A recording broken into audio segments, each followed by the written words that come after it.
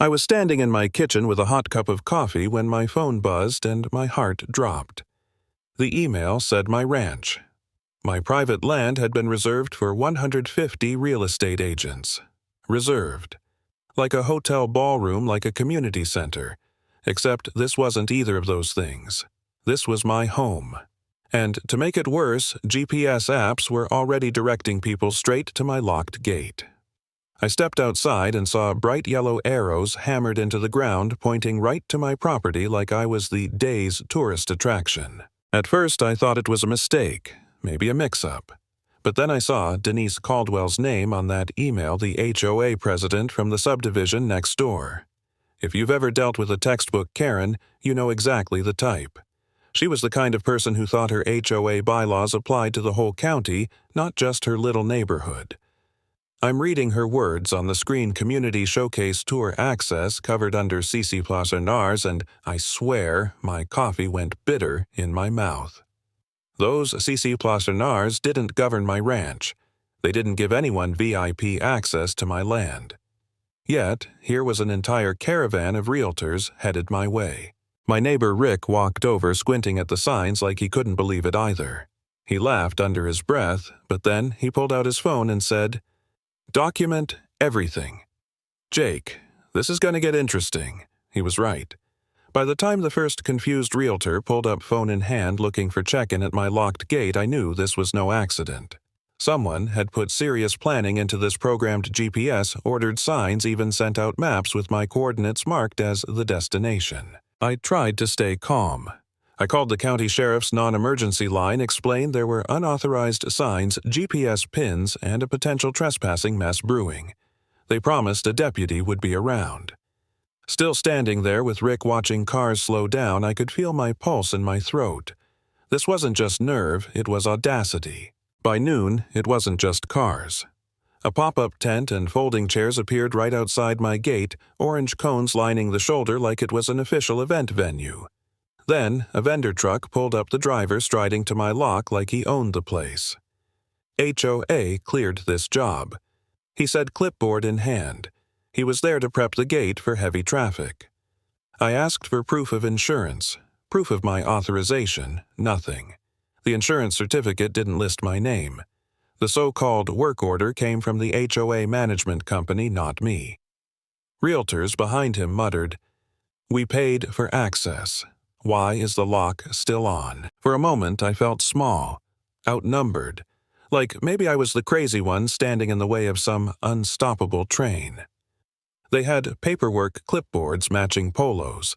I had a locked gate and a coffee that had long gone cold. I even caught myself wondering, what if I just let it happen?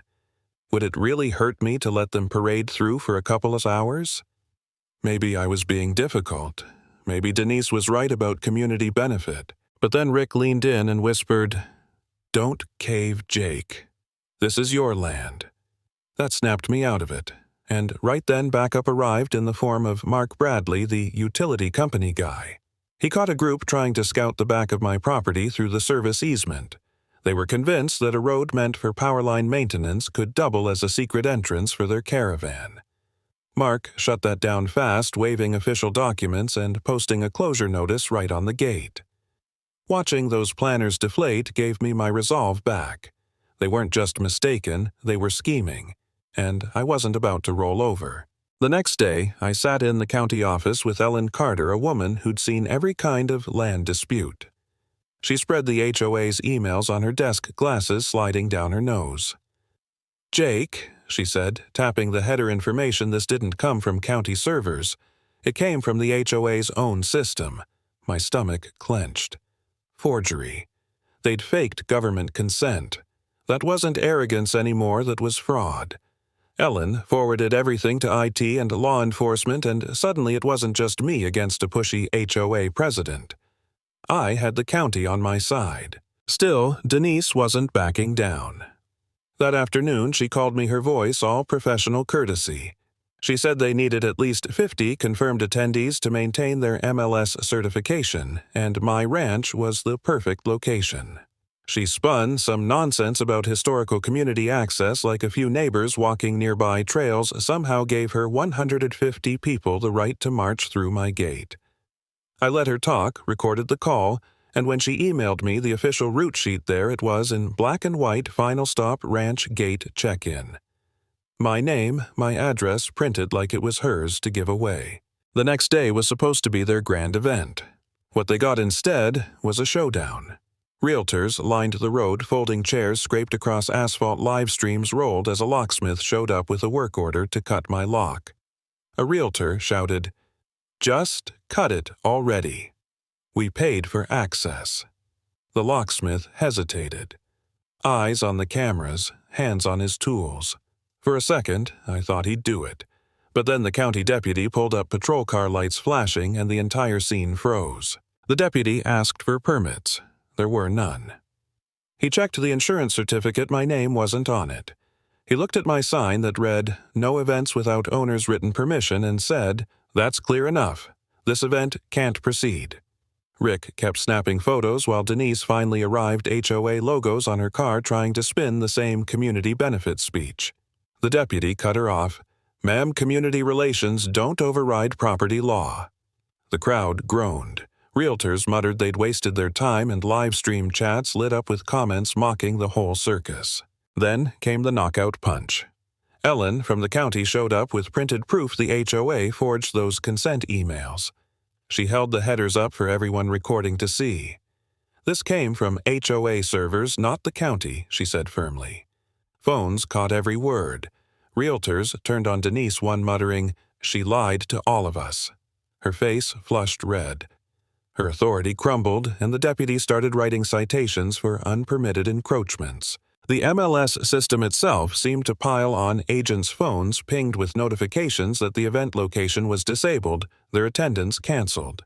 No credit, no certification. The very thing Denise had schemed to secure slipped right through her fingers. In front of a restless crowd, county officials, and a dozen live streams, she was finished. By sunset, the folding chairs were gone. The cones dragged away the road, empty again. Denise handed me a stiff apology, and writing her signature shaky, her presidency hanging by a thread. Rick leaned on my fence and chuckled. 8 years next door. Jake, and this is the first time someone tried to turn your ranch into a convention center. I looked at the same gate they'd wanted to storm, and thought about how close I'd come to doubting myself. How easy it would have been to shrug and give in. But that locked gate stood firm not just against trespassers, but against the lie that their rules outweighed my rights. And maybe that's the lesson here. Sometimes the strongest thing you can say is just one word, no.